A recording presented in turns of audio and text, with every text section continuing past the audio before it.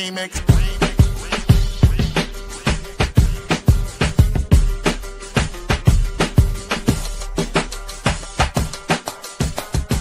Remix.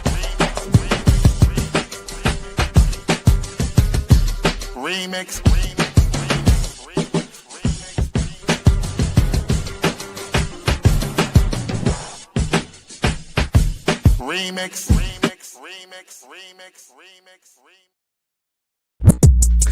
Oh, yeah! Welcome out. This is the Remix Morning Show. Right here on Black Liberation Media. In case you didn't know, I go by the name of the Ear Doctor, bringing you that boom bap breakfast. Yes, us, not just me, holding the D Street from the DMV all the way from everywhere around the world. We are here now. And now let me introduce you to my girls. I will say women representing. Let me start off with the one them called Erica Kane. And always executing, know what she doing. She goes by the name of Jackie Luma.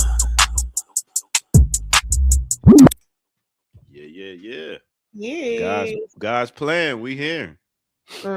As you can see. I just saw that. What the? You can leave an Ear Doctor to his own devices. Suffering for it. Hey man, she says we need to give tithes to Israel. You know, that's the first lady of religion in the White House over there. Can we send her as a tithe to Israel? So before we get into all that, how y'all doing? It's beautiful, y'all beautiful ladies. How are y'all doing today? I'm good. It's spring. Mm-hmm. It's spring. I know. And the flowers are out. The trees are blooming. Yesterday was 80 degrees. I had teenies. I'm excited. They ain't get the shooting up there, did they? That's how I get when they get hot. I'm just saying. Maybe that's a Brooklyn thing. Wow. That's Chirac, my bad. Anyway, big up to all our urban communities. What'd you say? There's a lot of shots being taken in Brooklyn as of late. And I just like it's very unnecessary, especially from people who come from places like, you know, the Bronx and Washington Heights and even New Jersey. Trenton. I mean, you know, humble thyself.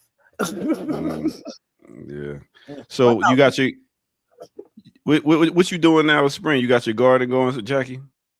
Or you ain't started yet? I did my first cleanup of last year's weeds and stuff yesterday. Me and Kamathi rolled around in the grass yesterday, and today after this show I'm gonna do a couple of businessy things, and it's right back outside to pull some weeds and fertilize and yeah, it's great. Can you set your camera up and record yourself rolling in the grass? I really want to see that. That sounds. Why? I just want to see you. I want to see Black frolicking. I seen a video of Black frolicking, and I like it. Yeah. Okay, in the spirit of Black frolicking, I think I might do it. Yeah, I think I could do it if that's what we're going to use it for. That's it. That's a couple of minutes ago. I was a little concerned, but I wasn't going to ask any questions. Yeah, I mean, we don't want to be contributing to that type of culture.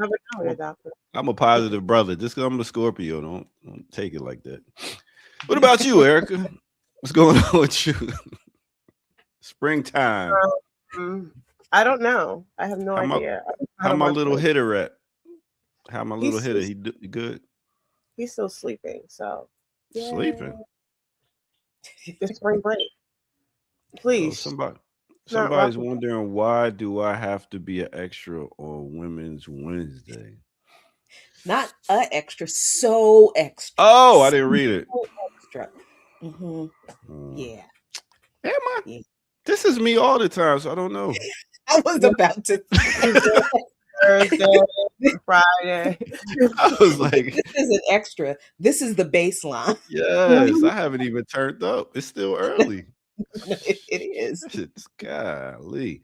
But I was wondering, like, even this lady that was on the what is it, thumbnail? Let me pull that back up. What's this? When did tithes get introduced into the church? Like, when did God start requesting money? It was an Old Testament thing that is really not in the New Testament the way people think it is. Because if we were really going to tithe the way that it is reflected in the New Testament, we would all sell everything we have, put it all in one pot, and redistribute it to everyone in the community so that nobody goes without. That's what it says in the book. What kind of commie nonsense is that? The Old Testament it's a part of the sacrifice system of the old Old Testament original temple order, that with Jesus is really done away with. It's all fulfilled. So you don't have to do 10%. That's sort of the compromise. But technically, tithing is not mandated in the New Testament. It is not commanded. We are commanded to take care of the temple and the priests, but there's no that's like gratuity. Basically, it's basically, you make sure that and remember, this is an ancient society we're talking about. So temple priests didn't have jobs. That was their job.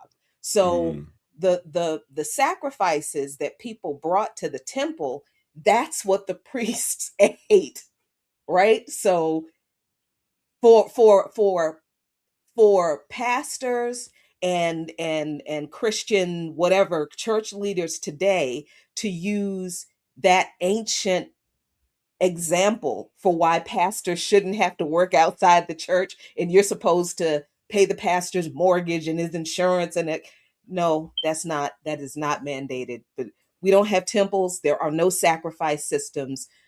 If the pastor doesn't have a job, I suggest he get one. if he's not making enough money, if the church is not big enough to pay, get a job. Yeah, that's crazy. And your wife should have a job too. Yeah, when I see that on the bill, gratuity, I'll be like, gratuity. Why am I paying that for woman? That woman is. Why are you paying for what? Gratuity. You don't believe in gratuity? I mean, shit. The church believe in tithes. Gratuity is the same thing for a restaurant, ain't it? No. I mean, you already giving a tip to the waitress, right? Are you? And then the restaurant, I do. I used to be a waiter, so I know about leaving a tip. That's right. But a lot of people don't, right? They don't. How much were you making? Doing a waiter? Serving, yeah. Serving? Not much. It was about well, at the end of the night, I was leaving with like at the end of the night. Thank you for participating in my TED Talk. I was leaving with like 100 something by the end of the night. Point of gratuity. Just wanted to go back to the point of gratuity. And was that 100 something mostly the tips? Yeah. Mostly the gratuities? That ain't gratuity. There's no way that's gratuity. What is the fuck is gratuity? Let me go. That's gonna be the word of the day. And there we go. That's gonna be the word of the day. Gratuity. Not only are you adamantly opposed to gratuity. That shit just started coming because I'm like, wait a minute, I'm tipping the waiter, and then they gonna add gratuity. I'm like, yo, this is just some mob shit from the restaurant. They mobbing on me. It's crazy. No, including the gratuity in the bill, in the check. That is a new. Yeah. That's a new practice. That wasn't always done. And that was done by a lot of restaurants in response to several cities and municipalities raising the minimum wage for tipped workers. So it's capitalists always finding a way to make more money when the workers make more money. so so yeah, Crazy. you should Yeah. you should tip your servers, even if the gratuity is included in the bill, because we don't know if they get all of it. See, and I don't think a lot of us No, know the difference. they don't. So when we But that's when we see gratuity, we're like, oh, that's paying. That's the tip right there. What the fuck are you talking but about? also if you're a server at like a franchise, right? That gratuity gets split when you cash out because bussers tips.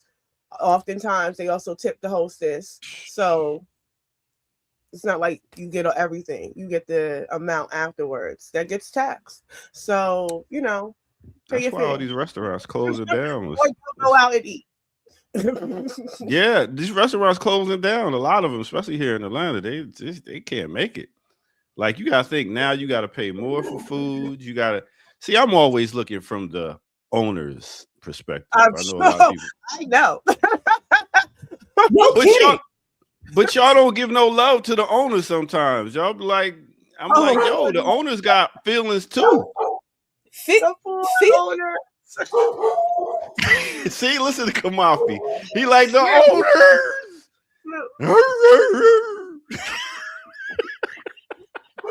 That is an anti-capitalist dog, and he is pissed off at this conversation right now.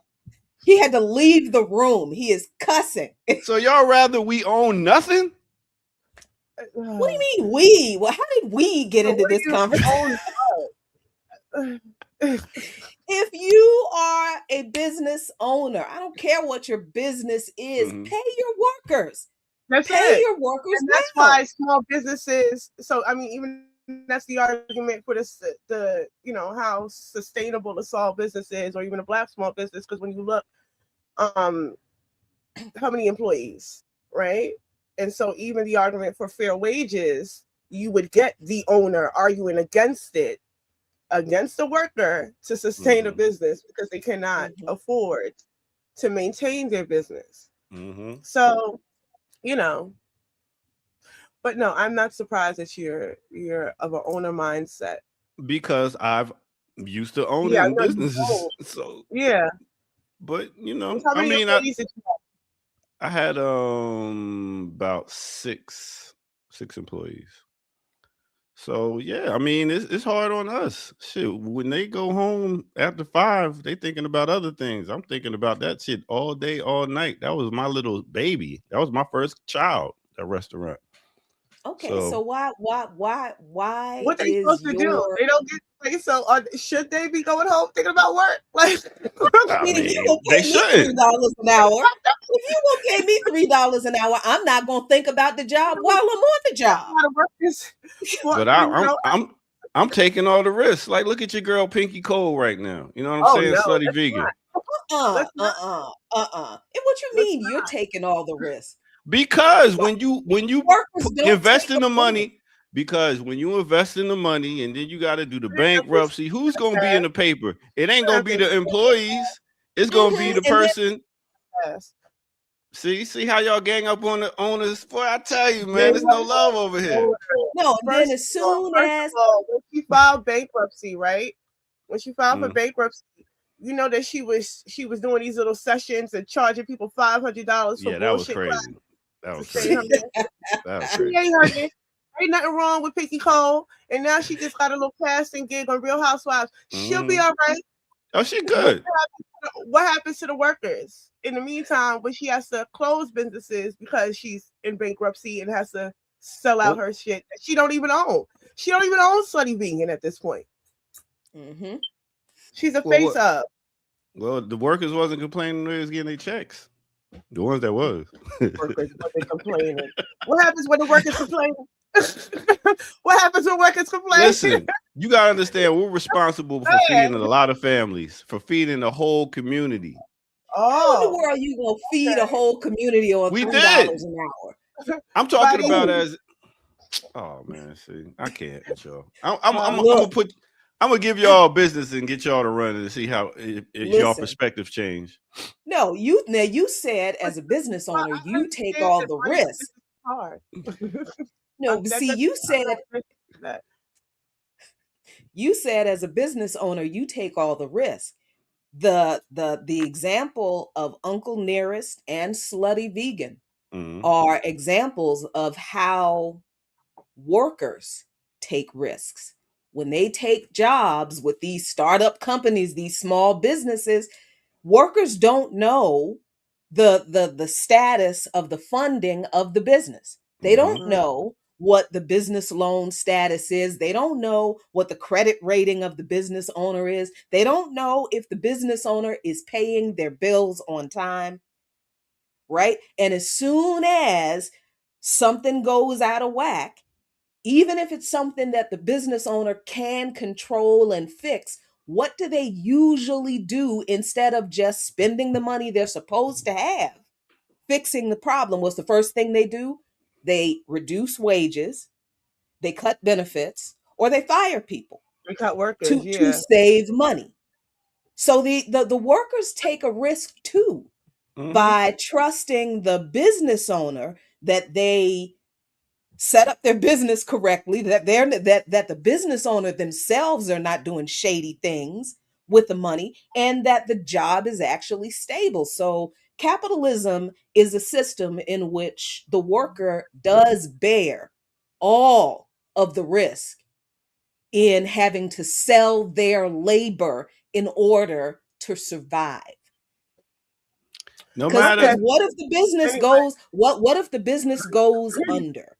When I had the pizza price and cheese prices went up, you think I had to be like, well, I can't pay y'all this much this weekend because cheese prices. No, I still had to make sure they got paid their regular amount every week. I had to cut back on me. I couldn't get the regular price of paying myself. I'm just saying we gotta look at both sides. You can't always just look at the workers. Oh yeah, both sides, because they're equally equally compatible. These both sides, right? Worker and owner. Marx wrote about that. Right. The people who actually make the money for you, let's not think about that. The people who, you think if about they them weren't too. doing the work, you couldn't make the money because you can't do all that work by yourself. Let's not think about that. Okay. Shit, I was in the kitchen too. I wasn't just. I'm sure you were in the kitchen too. Nobody you were. That, right? I did everything. But what I'm saying is your amount of labor as the owner in that kitchen is not equal to the amount of labor that you had when you were able to have employees. Having 7 people assist you is different from you owning a pizza shop, only person in there, right? So, workers have value.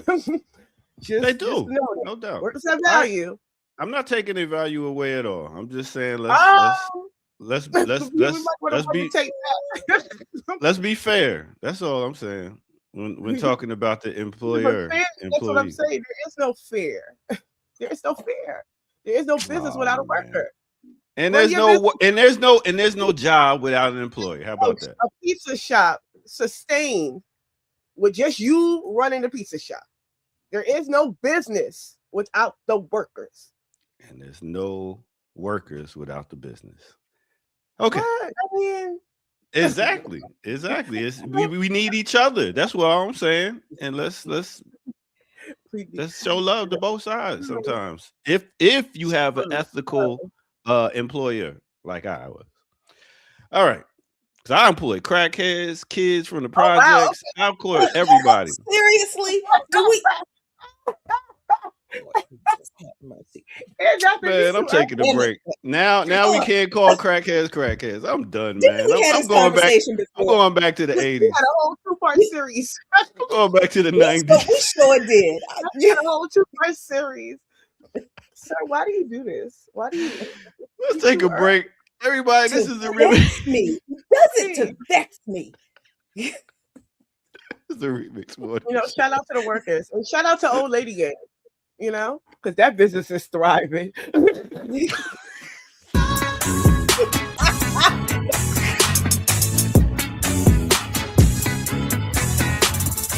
Boy, you see the people I keep around me? This ain't even right. Big up to everybody tuning in. Hit that like button, subscribe if you're new to the channel. Go to patreon.com, become a member over there, get footage that's rare, donate where? At blkliberationmedia.org. If you need help seeing where to go, I'll put it at the bottom of the screen. blkliberation.org. Go get you some merch and contribute to the channel. And if you ain't got no money, just share. Let other people know that we over here so they can come watch. All right. And speaking of ownership and money and stuff like that, we just had an episode of Brokish drop.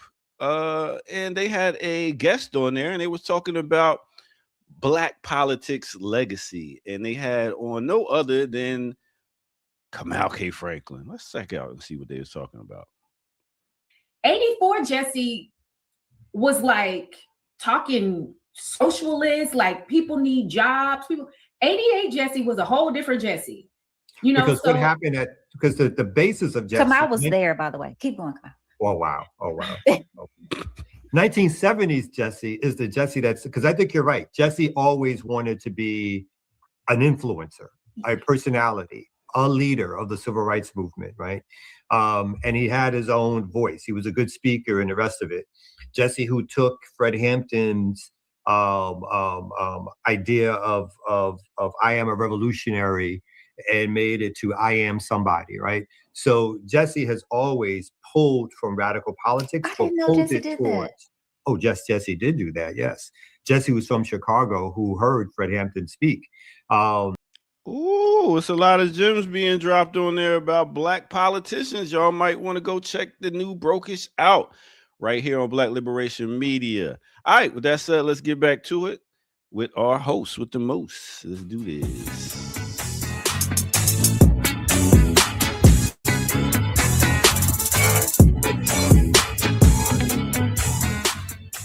First of all, when she said Kamal was there, He was. That's so true. Like he was in the audience, like, go, Jesse, Operation Push. You can see him in black and white pictures. Like, go. Could you see him in black and white pictures? Oh, shots fired. Colorism.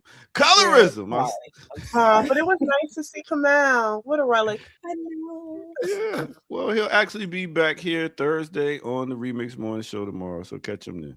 Okay. All right. With All that right. said, All is well. Yeah, let me get out your way. Mm-hmm. Man, oof, good grief. I don't know what to.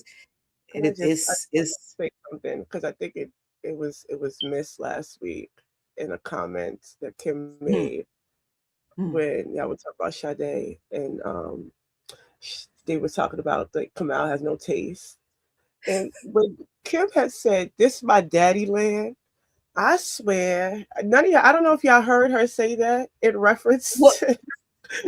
What? When she said, "This is my daddy land," when she said, "No, this is my daddy name," like the Ike Turner shit, and I was screaming. I said, "What's wrong with him? Something really wrong with him." She didn't have to say that.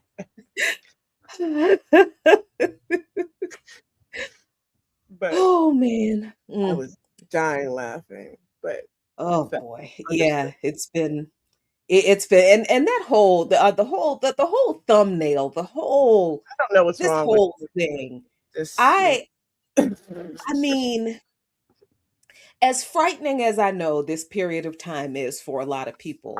And look, I'm not going to say that I'm not like sitting here like, oh, please don't nuke anybody. Please don't nuke anybody. Please don't nuke. You know what I mean? Like, okay, yes, these are frightening. And for in many ways, yes, unprecedented in I guess the presentation, the spectacle of the things. But it's also been kind of amusing in a way to watch US media, which has always been imperialist, very pro-imperialist, always been heavily influenced by Zionists, but now because of the recent media acquisitions, now U.S. media really is almost completely controlled by Zionists.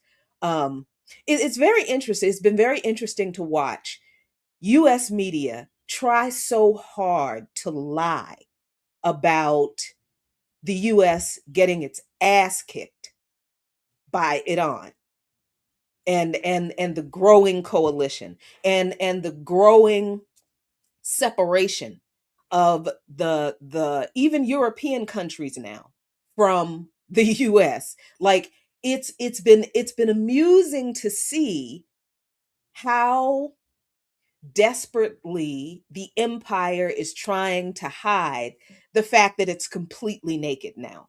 It's the emperor has no clothes, butt ass naked, you know, crust stains on the behind, um just filth everywhere. Everybody sees how disgusting, but it is very interesting to watch the most backward, uneducated, unintelligent, just troglodyte, silly, unserious people, bigoted, monstrous, barely Cro-Magnon Neanderthal. Like every word you get, like these people are the ones who think they are the master race. And just to see the arrogance and the hubris that they're still trying to kind of lead with as everybody sees everything falling apart. It's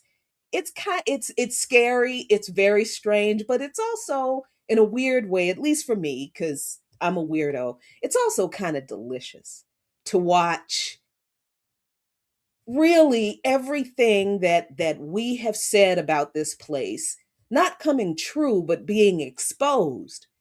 Um and being exposed in a way that is like tragically comical, I guess. I don't know. I'm probably not explaining it well enough, but Yeah. what a time to be alive, Erica. Jesus. No, that I will say, and I think we're living in such an era of continuous kind of chaos and crisis, and you know, it is interesting to watch because as many of you know, MS Now is perpetually on in my house, so I'm able to see how the reporting is and isn't happening. Like for instance, there's no conversation around South Lebanon and what's happening, including what up to 1 million people are currently displaced, the bombing of the bridges. None of these things have been mentioned. There has maybe been some instances of Hezbollah mentioning or whatever, but I did wanted to name. I know the Middle East Observer last week, I believe they said about 300. There's about 300 soldiers that have been reportedly killed that has not been reported at all. In U.S. media, 1,500 injured, and so I guess when the bodies start coming back, we'll know for sure. Because they aren't saying anything, but you know, on Instagram, you'll see a reel of, you know, there's soldiers who were like this close to getting hit by a missile and those kind of things. So, you know, they are at risk. A few of them may be deceased. But again, there is no earnest reporting. Was you know, I mean, fucking is about that kind of shit. But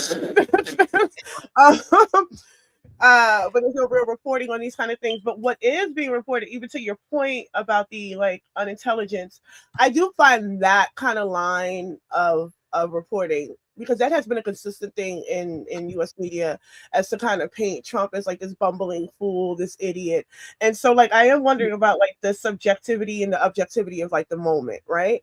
Because whether or not he's a fool, objectively, these things are still happening. And even so, if you say like, you know, like to kind of show the strength, I do think that the kidnapping of Maduro was that was the kind of instinct attempt to reassert some sort of strength of a, you know, when we say feeling empire, it does get pushed back on by the more kind of military analyses type people, who for what it's worth still believe in the US, right? They still use terms like we and us in terms of military might, right? And so there's a way that they don't see the US as a declining empire because it is still doing all of these things. But because it's doing all these things simultaneously, and then in the context of Marco Rubio's speech, because if we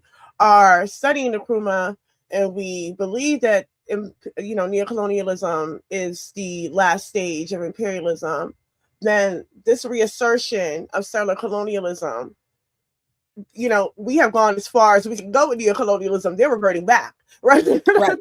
Because they can't take it any further because it is it's in decline, right? Mhm. So they're reasserting strength by spreading themselves so thin rather. And for me, I don't know that it matters that they're not intelligent, right? Because what does it say that an unintelligent billionaire class is still able to do this and we are unorganized, right? So to stop it. So sometimes I'm like, I mean, I guess, but what if if he was smart? What if he was smart? If he was a genius, would it be any less of an issue, And so I do think about like the subjectivity and the objectivity of the given moment, especially in terms of like how the US media is reporting on it, right? They are fixating on how foolish he is. Because I was telling my mom today, my son and I, we watched The Last Airbender, and this morning I was listening to Trump claim like, it's over. And he's saying, ain't nothing going on over here. We're good. We're wrapping this up.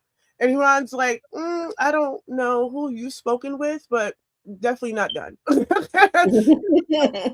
was like, Ma, this is really like no Warren Bossing say. Like, and the news is just reporting what this man is saying, just well, Trump says, and Trump says, and Trump says, even as you're letting he's unintelligent, even as you're letting, so it's like, what are we supposed to be actually understanding in this given moment as people who are consuming that, right?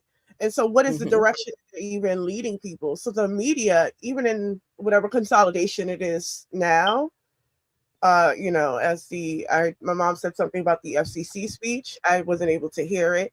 But they were bragging about how they have been able to consolidate and rid some of these voices. I think they named Joy Reid as one. But even consolidation was already happening. Yeah. And it was already mistruths. We have dealt with we're going on 3+ years of Gaza, right? Where they haven't been all honest. So yeah. Yeah, I mean, I always point out the lack of intelligence of these people because our lack of intelligence has always been an attack line that they have used against us. That their lack of intelligence, and I have always said about Trump, when people dismissed him in his first administration because he is not smart, but people dismissed him because he is unintelligent. And I've always said, just because he's not smart, it doesn't mean that he's not smarter than you as far as strategically is concerned, because look at what he's been able to do. Look at what he's always been able to do. So I don't use the characterization or pointing out that these people are not intelligent as like an excuse or a justification. It's just these people are the folks who are always talking about unqualified Black folks being allowed to do X, Y, and Z. And these are the most unqualified people in power. They always have been, which is why, we say every every accusation is a confession. So, these people, they're not smart, but they are organized, right? And to your point, we have intelligence that they don't, but they have organization that we don't. And that is the problem.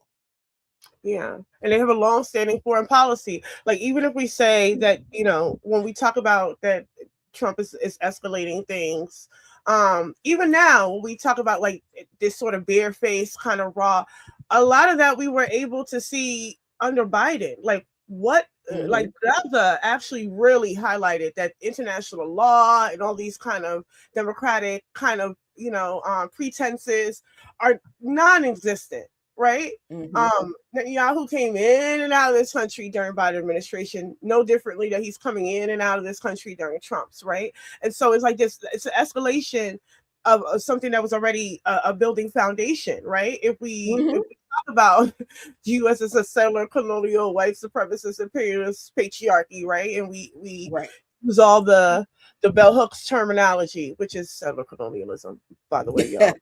Settler colonialism. We should start saying settler colonialism more. We actually Practice. should. Just stand in the mirror. That this is, we actually should. But I say all that to say that, it's not the Don Roe doctrine is the Monroe doctrine. Right. A little twang it's on nothing new. but it's the Monroe doctrine, right? And even as I'm telling you, I don't know that we need to be printing out Marco Rubio's speech and going line by line, right? Because they reveal themselves in terms of how they're thinking ideologically, right? Even as we're saying this is a class war, they're naming it. It is the global north versus, it's the U.S. versus the global south, really. They say, whether or not the rest of NATO and Europe join at this point, right? We'll tack you too. Like, we don't care. You can get some too. That's what. Yeah, and so even understanding the necessity for them to have this kind of a grip, again, like I mentioned, to be able to control the movement of capital, that is what they're attempting to do. They're pivoting every direction. And, obviously they overplay their hand in this over here. They overplay their hand here, obviously. Right. But I think it's also very important to understand, like, even like what are the sort of objective dynamics that are in play here as we're watching it unfold, and then what does it mean for us, especially as this over propagandized kind of ideal that we are a part of this sort of fabric. Like, what does it mean for us? And I am like, what is the Black perspective? And I don't think there's enough of that in terms of realizing what do we mean by a geopolitical class war, and where do we fit into that as a majority of the global South? We are the majority of the global South as African people, right? So where do we fit into that? So those are some of the things that you'll never find on MSNet. Nope. They won't even touch class war. Nope. Because the economy is great. All of this, yeah. The economy is doing great. The price of eggs have allegedly gone down. Stephanie will remind you. What's her name? Stephanie Mill. Is it Stephanie Miller? I forget. Yeah, the one that comes on after Lawrence O'Donnell. I forget her name, but she loves those stocks. Oh, I don't know. She always talks about it. So like, she will remind you when it's up or down. She'll let you know. And right now it's looking really good for everybody across the board. I guess apparently. Don't tell my bank account that, but okay. Anyway, and let's toss this satellite and get into some news. Where is he? No satellite. I'm taking note,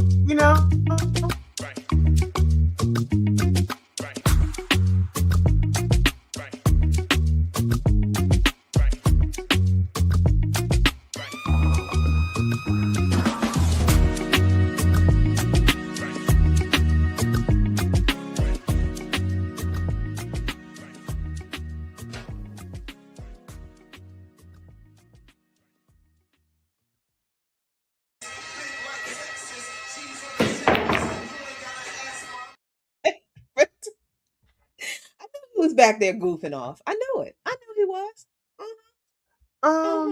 And he got ever so much to say about we need to be fair to the bosses. Really? I don't work for y'all. I ain't signed no paperwork.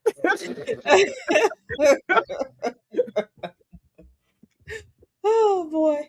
I Oh have a my free gosh. Welcome back to the Remix Morning Show, y'all. This if you don't leave my mayor for life alone. I'm Jackie Lukeman. This is Erica Canes. This is the Remix I'm a Morning freelance Show. worker.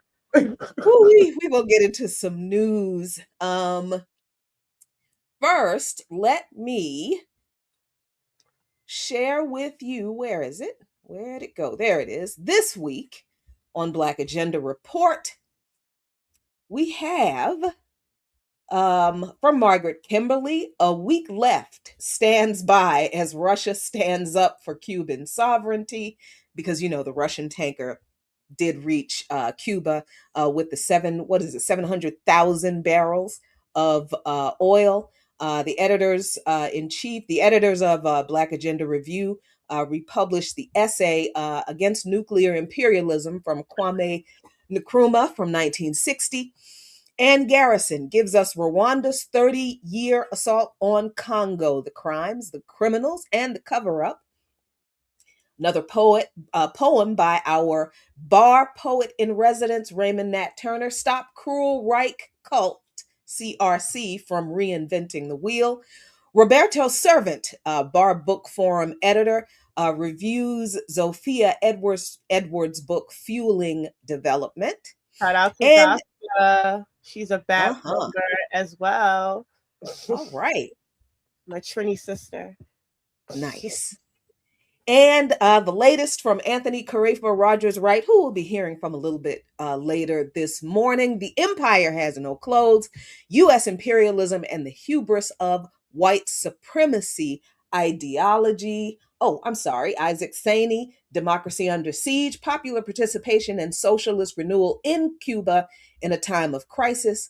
Nicholas Mwangi, UN declares transatlantic slave trade the gravest crime against humanity. And from John Perry, UN experts fueling Washington's attacks on Nicaragua. We were wondering when the U.S. was going to get back around to fucking with them, and there they are. What's now funny? Last night we just said, it's been real quiet around Nicaragua. I don't like that. Right. I was kind of thinking, like, I heard it. I don't like that. And then look, here we are. It ain't been that quiet. I know congressionally, they always are in these hearings. There's a million hearings around the Americas, by the way, at any given day. Yep. Especially Honduras, Panama, and Nicaragua, like the Central America area. So just last night, I promise you, we're like, it's been real quiet on that front. Yep.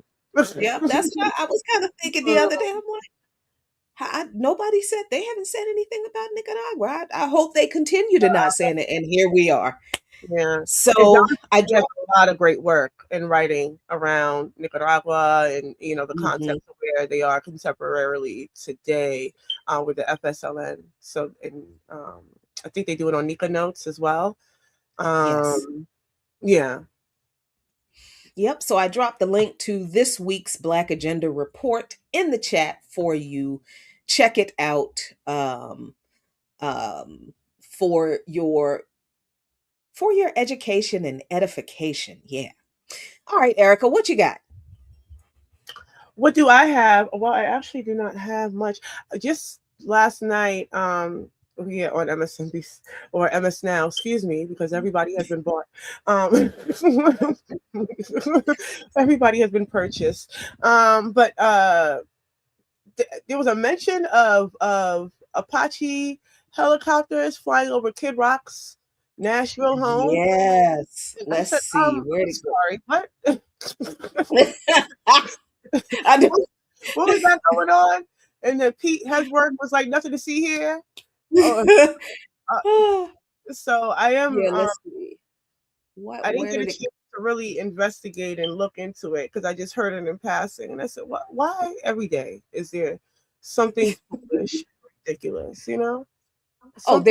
Yes. Yep. Yes, this is true. It is very true. And I'm not surprised by the ridiculousness anymore. It's because you just know it's going to happen. Every day. Oh, excuse me. Every day. Whatever. No. So yes, Hegseth says Army aircraft who flew helicopters near Kid Rock's home won't be punished. But they may have been anyway. I'm not sure, but anyway, the Army identified the aircraft as AH-64 Apache helicopters operating in the Nashville area. This was reported yesterday morning, initially, and it was updated this morning. There will be no punishment and no investigation after 2 Army military helicopters were flown by Kid Rock's house over the weekend, Defense Secretary Pete Hegseth said Tuesday. The Army had suspended the air crew. Oh, okay. The Army had suspended the air crew involved in Saturday's incident, a U.S. official said earlier Tuesday. But Hegseth announced Tuesday evening that the suspension had been lifted and that no punishment would be forthcoming. No punishment, no investigation, Hegseth wrote on X. Carry on, patriots.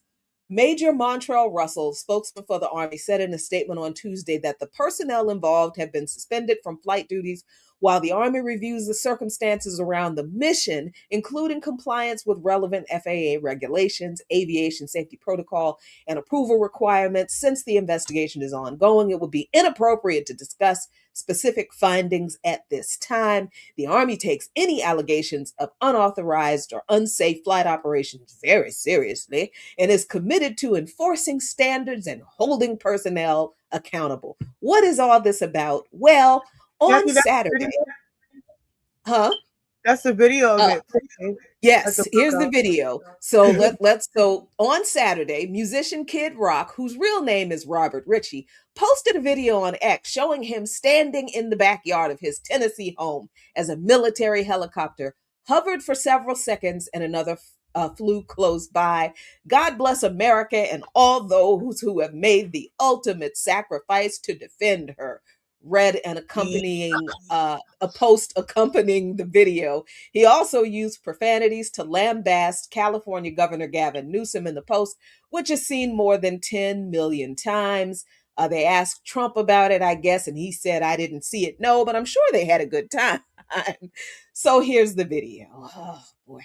Let's see. How do I... let me see if I can... Yeah. Share this tab instead. First of all, first of all, was that statue just there, or did he like drag it out? That's what I don't. Okay, so let's see what the rest of the article, because I don't know. I'm not sure.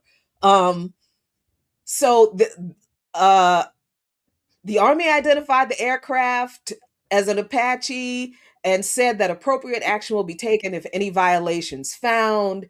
A spokesman for the 101st Airborne Division at Fort Campbell, Kentucky, said that the flying helicopters were not related to No Kings, the Nashville's No Kings protest over the weekend, and that they were entirely coincidental with the demonstrations. Nobody gives a shit about where Kid Rock came from at this point because we're all sick and tired of him. I don't know. This article does not explain how the helicopters got to Kid Rock's house, why they were at his house. I don't know. Did he call somebody and say, "Hey, could you slide by?" I don't know. Also, this was during the exact same time of the protesting that it hovered over before it circled around to Kid Rock's house. Incidentally, we just so happened to have Apache helicopters in the air just because, normal everyday thing in Nashville, probably because Nashville, Lord, it couldn't get any righter. They just setting up shop in Nashville. It couldn't get any more, Lord. I don't know. They setting up all the whole spectrum of the right is in Nashville. Yeah, I don't know. I mean, yeah. So what a time to be beefing with the Army, though, because if the Army has suspended, right? Maybe not, maybe don't want to do that. Because if the army suspended them for investigation and then Pete had sex, if he comes and says, "Psych, y'all did nothing wrong, nothing to see here," that undermines the army that you just sent that you just sent to war. You know, well, good luck, you know. Soldiers, you know. But I'm also you know. yeah. But I'm also struck by the fact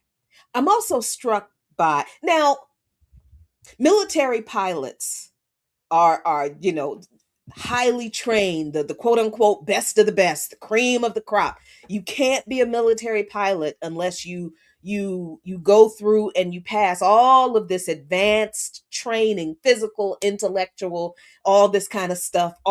So these are the cream of the crop, and they're doing what Kid Rock says, and Art, but that's the thing. Art, like, who sent them? And also, how long were they hovering there? Because the man had a time to record. First of all, he had to set the camera. Who was recording?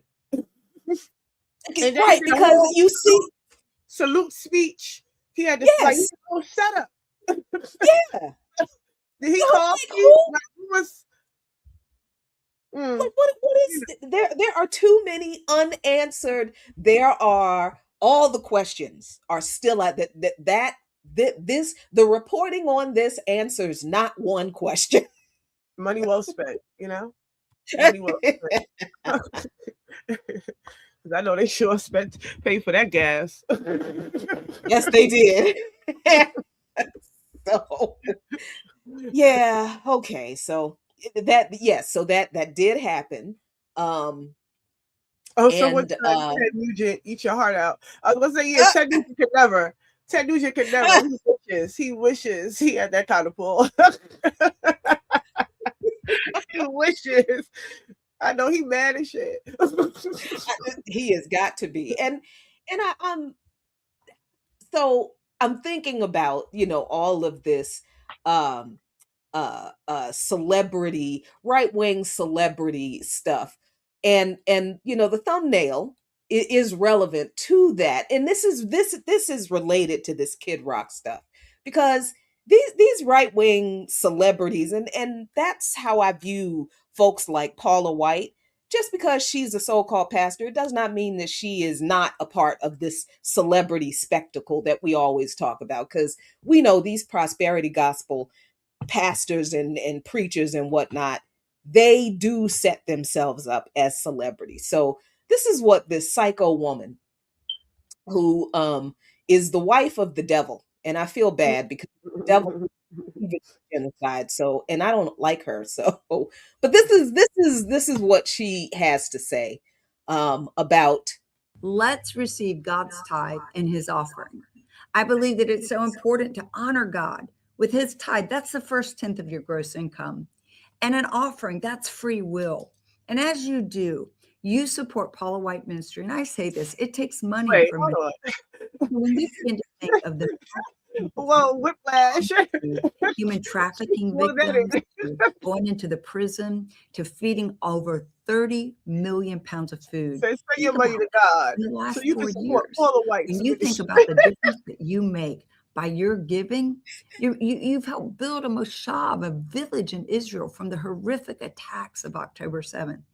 And the greatest thing you do is take the gospel around the world. How will they hear without a preacher? God still uses a voice to proclaim his word that's anointed to penetrate the hearts of men and women and bring them to the salvation knowledge. Shut up. I can't take no more. That's enough of that. I can't take no more of that. They would take all the payments: credit card, Apple Pay, Cash App, Venmo, etc. Whatever you got. Gift cards, traveler's checks, money orders. You got some Bitcoin? We're gonna take some Bitcoin. She said, "Don't worry. You got some bundles you need to know. We're gonna take your bundles. That's all."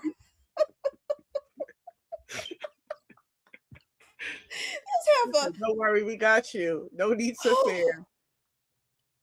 That's interesting Man, stuff.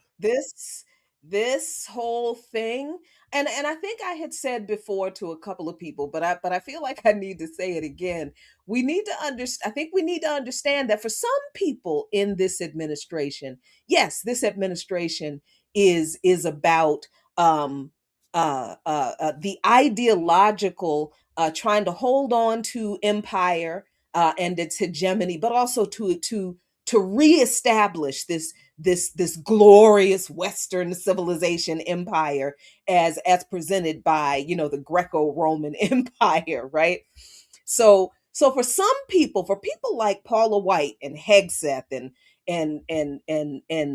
Rubio and the True Believers, the Heritage Foundation, they really do want to establish that kind of thing. That is why they're doing this thing. They mean that. I think, and this is just me, I think Trump is just a greedy motherfucker who is just like, Oh, for I am sure. gonna He I doesn't am gonna get as much money as I possibly can. I don't think that man has any ideological anything. He doesn't give a damn. He I'm doesn't telling give you. a damn about nobody's apocalypse. He don't care about church. He don't care about Jews. He don't care about Palestinians. He does not. He wants money. He wants oil so he can make money. That oil from Venezuela, where did it go? In a bank account that he controls. Right? Yeah. So I think these and I'm not at all saying that Trump is not dangerous. That I don't want people to misconstrue that. He is not dangerous by himself, I think is the best way I can say it. So Yeah. when people talk about Trump must go now and we need to get you, yes, okay, cool. First of all, who you think gonna do it? If everybody around him in this government is either more ideologically driven to do these things and carry them out than he is, and and he's also surrounded by people who are basically responsible for him being president again because they had all the evidence they needed to make sure he didn't run, couldn't run, and they decided not to use it. And now they're campaigning for the midterms on the disaster that, so you know, so it's like I look at somebody like Paula White and Kid Rock and all of these right-wing celebrities, and I think I keep thinking of the question, what are y'all gonna do about those people? Okay, get rid of Trump. Yes, fine. But once you get rid of Trump, what y'all gonna do about the rest of them? Because they're still gonna be around. And of course, you know, Kid Rock and Paula White, nobody elected them to anything, but it's not like they're going to go away, right? So how do Yeah. we address that part of this whole fiasco? As ridiculous as it is, it's also ridiculously dangerous, and you see why. You know, because now she's telling Christian folks to give directly to Israel. You know, Yeah. I Oh, don't, I don't know. I don't know that people have an answer for that. also, it's my smoke detector in my child's room. I'm Oh, aware of that. Okay, but I don't know nothing about birthing no babies, so I don't even touch that machine. You know, I stay in my lane, rivers in my lakes. But speaking of that, I'm sure folks have seen the news about Chile or TLC and the supporting and the mm, donation. So mhm. I want to name that, even as we're naming Paula and Kid Rock and Nicki Minaj and Jay-Z.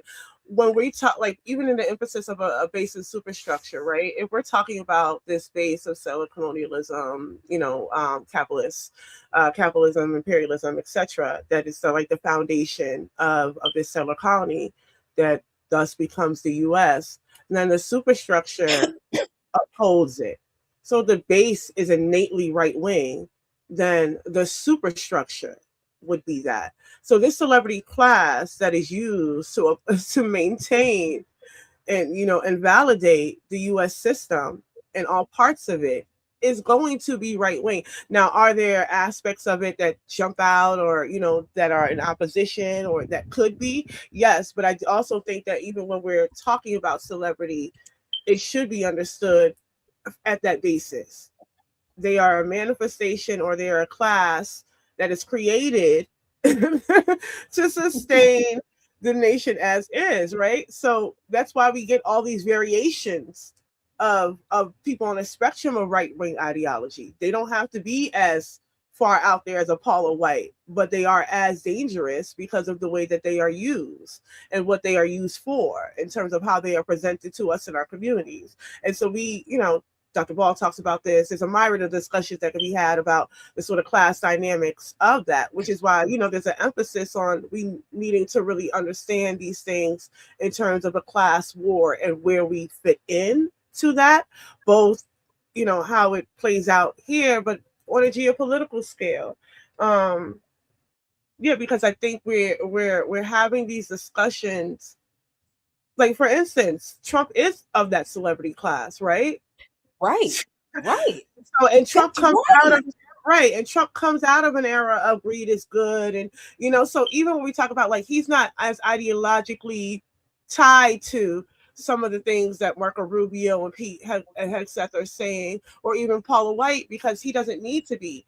He's a capitalist opportunist individual, right? And he's always maintained that, and that is the danger, because he has no allegiancy to anybody. Whatever's best, whatever keeps that head above water, right? And so, right, his right, solely his, and maybe the daughter. The son's touching, but he keeping her and Jared close. and then one could also argue that he is as captured in this, because to your point, there are things that they're holding on Trump that to ensure that he moves things along, because this is not necessarily, like I'm saying, this is not his policy. These are existing foreign policies. Now his strategies, he's in the war room. Hi, baby. Hello. Hey. Hi, How you doing, babe? She said, "Hi, my fellow fans." He strategically, is he mulling over at night thinking about? No, I mean, it's being presented to him, and he's deciding where to go, what not to go. But also for him, it is which is why I was saying, I think last week, about it is profit driven. Whether or not this war ends or does it, they still have natural, like liquefied natural gas, right? And so for them, it's like, Right. Where people are legitimately dying, this is a real serious issue, but it's being, even their mannerisms around the war, or how their tone about the war, it's been because profit is still being made. That's right. So even when we talk about, like, the intelligence of it all, I think where he fits categorically, his class position, the individualism, the opportunism, it makes him a danger, whether or not he's reading the text and but whether he can read or not. Yeah, but I will say, for all it's worth, like, if folks feel that he, if there is a position that they do take about the importance of naming that he's unintelligent, I prefer, because everything that he says gets written out in the White House .gov, right? Go read it. It's a different thing to hear it. If you read that, it's like, okay, all right, so yes. All right, so where do we start? Every single executive order. I have read every single executive order. I'm like, dear God, this is like reading the press releases of the people I worked for that I had to rewrite without my college degree, with my no college degree having ass. So, but you know who? See, who has a college degree? That's right. I was trying to get to you. See, I couldn't nice wait, Jackie. to you. I've been backstage cleaning up because I know we got company coming over. So, damn. The Anyway. one time I'm trying to be nice to you, you circumvented, and I'm done with you. Okay. Circumvent. I like that word too. So Hey, just so you know, Air Doctor, college degree. Jackie and I, no college degree. Do with that what you will. Ouch. But yeah. Yo, speaking of college degrees, make sure y'all tune in tomorrow at 11 o'clock for Classical Breakdown as we do Luther Vandross. And if you don't know who Luther Vandross is, then you might be the word of the day. And you know what that word of the day is? Troglodyte. You might be a person who lived in a cave. So don't live in a cave. Troglodyte. You know, I didn't know what that word meant just till today, what troglodyte was. Congratulations, everybody. Now you know too. All right, let's go ahead and take a quick break, and then we're going to come back with some guests right here on no other than the Remix Morning Show. Let's go.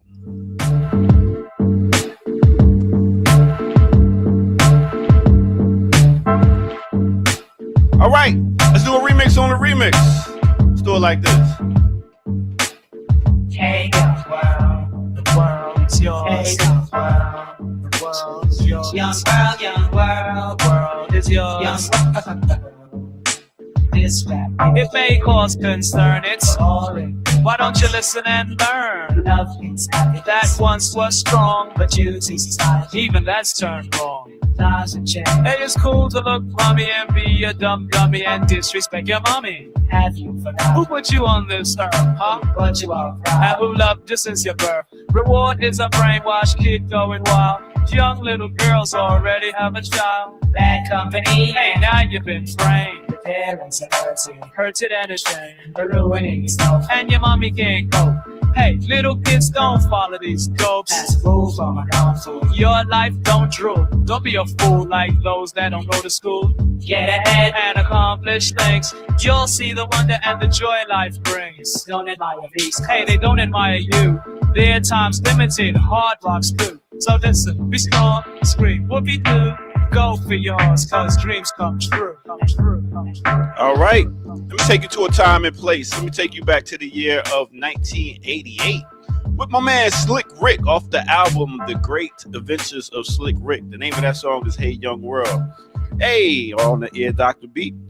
Hit that like button, subscribe if you're new to the channel. Go to patreon.com, become a member over there, get footage that's rare. You can donate right here in the chat room, or you can donate right on blkliberationmedia.org and get you some swag and share, because sharing is caring. You ain't got to be a Karen to be sharing. All right, with that said, let's get back to it right here on the Remix Morning Show.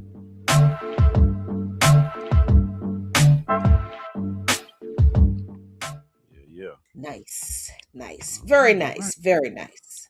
All right. Well, it's clean. Now we can go ahead and bring our company in. So let me get up out the way. Let's go ahead and get this interview going. Hit the intro, Ear Doctor.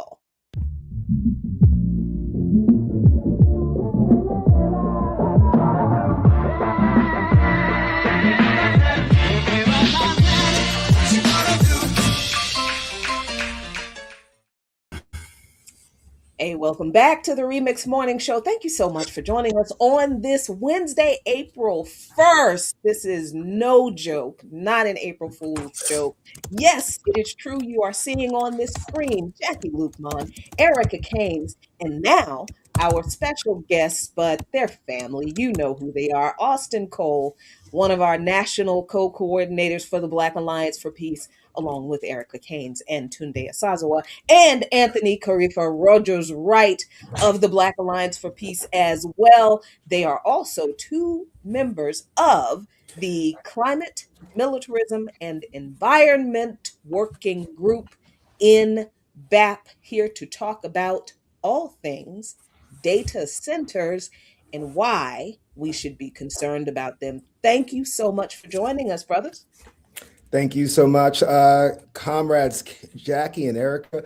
I just want to say real quick, I would be remiss if I did not say Hag Pesach Sameach, and a reminder to the Zionists that we Jews are observing a holiday of emancipation while many of you are supporting genocide, illegal occupation, and bondage of Palestinian people. So please stop conflating your white supremacist ideology with the values of Judaism. That's all.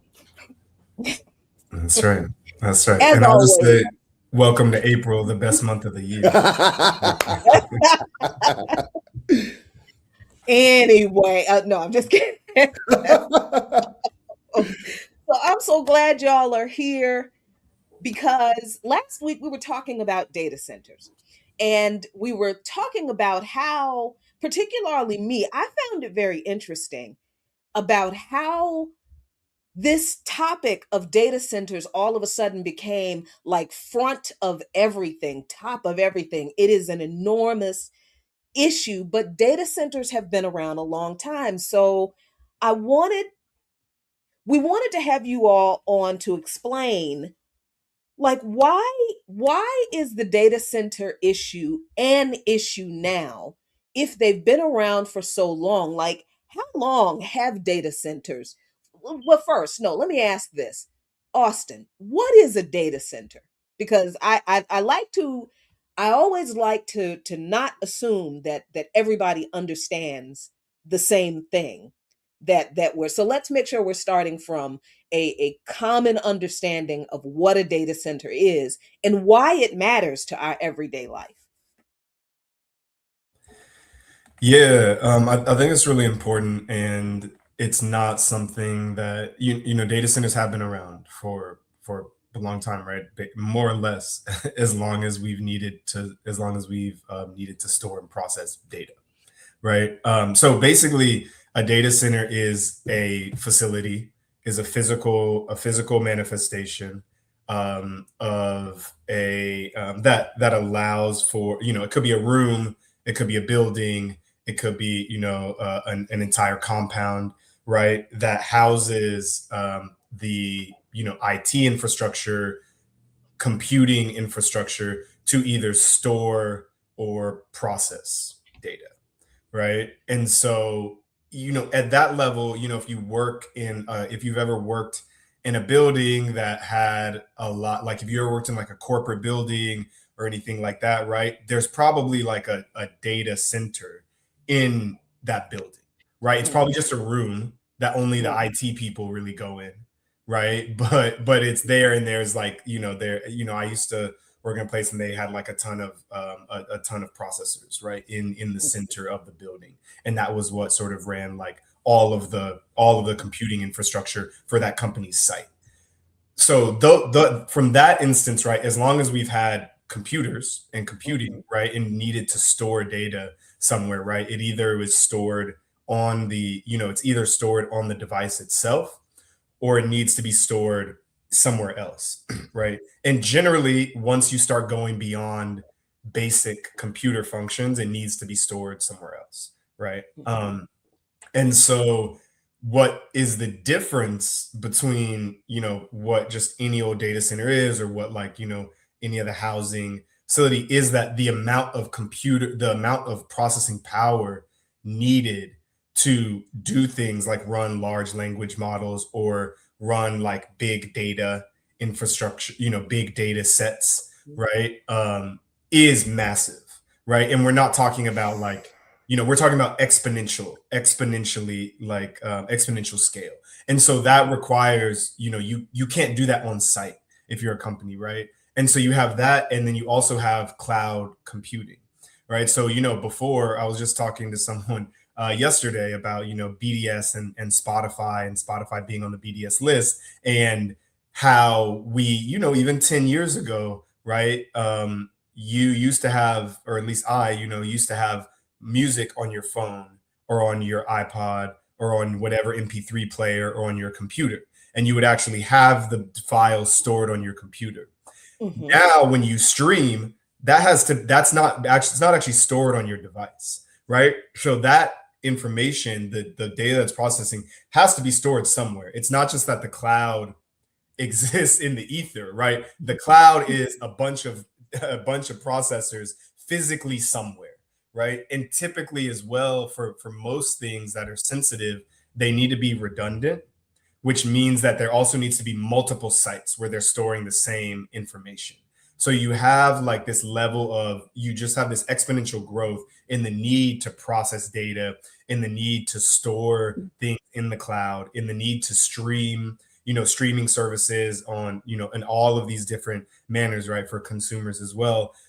So it's at every level, right? It's at the consumer level, at the corporate and company level, the government level.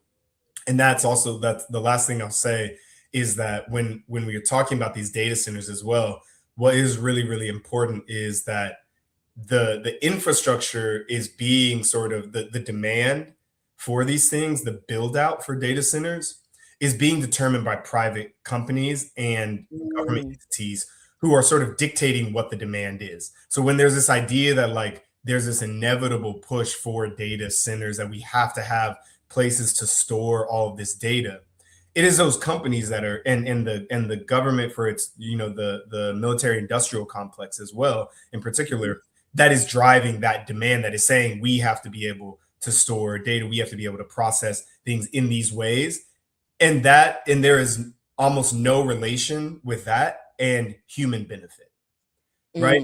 And public benefit. It is driven by profit, and it is driven by the needs of the military industrial complex and US led imperialism. And so while they say like, oh, we need all these data centers, we have to have this build out, we have all this demand for what, right? To process the data to murder children in Gaza, right? Or to destroy a school building in Iran, right? So I think all those things are also really important in the way that things are talked about as just quote unquote data centers kind of obfuscates like, where does this demand come from? Why are we even talking about this? And so when we're talking about digitization and all those things, data centers are really, people can just understand them as like the physical manifestation that is required if you want to digitize and if you want to, pursue these large language models. I don't even like calling it AI because that is a branding term for like a huge umbrella of a ton of different things. But I'll shut up. Wow. I love that, because that now leads me to what I'm going to ask Anthony. The rise of streaming services, which we all love, because I love my Netflix. Well, not lately, because Netflix now has a bunch of trash on it, but I do love my true crime and my white on white crime documentaries. Love those. Do not want to store them on my smart TV because I hate the smart TV, so I disable the smart part of it, right? But everybody's got a smart something appliance in their house. We don't have iPods anymore. Don't use them. Stream the music. But streaming services are not the only reason for the data center proliferation. Austin just said the military industrial complex. And I immediately thought of the conversations we had on this show and in BAP, Anthony, about things like the shot spotter programs, the surveillance drone program. So give us an understanding of what the military industrial complex part of data centers is, and what that means for us domestically. Like, okay, I think people get using this, computing technology to target, like Austin said, a school that they knew damn well was a school, because the missile had a fucking camera on it. So right. But what does that mean for us here, that data centers are a part of this military industrial complex, Anthony?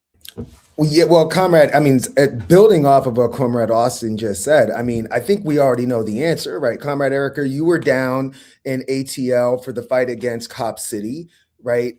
It is all about like hyper surveillance. When we talk about it in a domestic sense, we do have to understand the idea of domestic imperialism as a condition of the US shift from competitive capitalism to monopoly capitalism. And when you get into that idea of monopoly capitalism, you have to have a massive military apparatus to maintain that.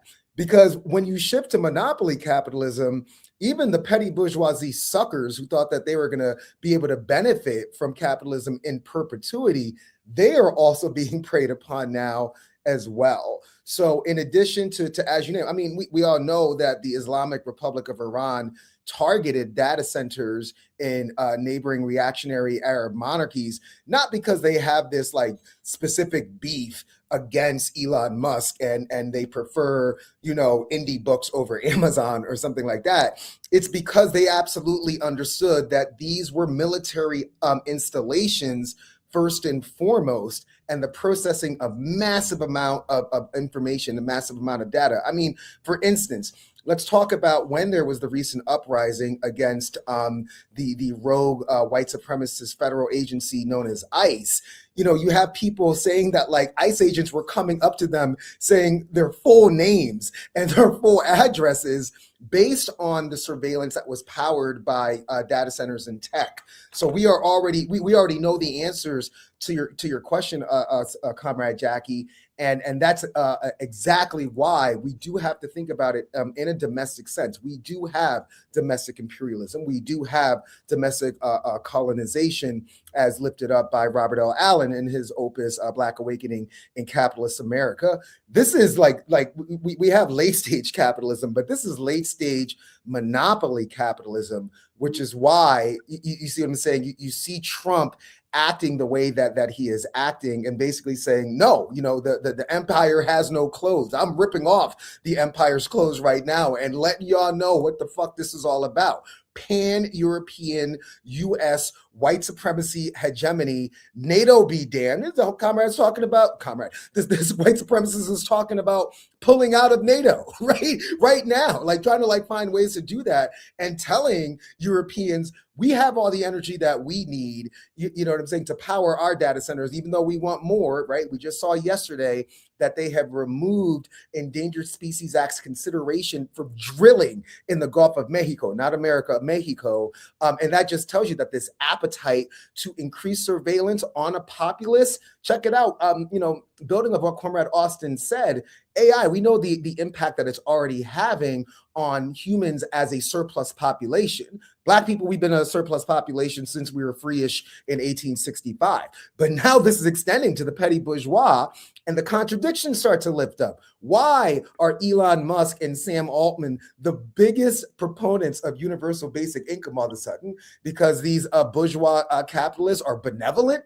No, because they know that we are growing a surplus population, that they are trying to prevent a violent uprising. And the way you prevent a violent uprising is by having massive surveillance. So you can like pull some shit like Minority Report, as in the movie, not us, not this show, but Minority Report, where you know the crime before Negroes even commit the crime. And that's what it calls for. So monopoly capitalism requires massive military industrial complex domestically as well as internationally.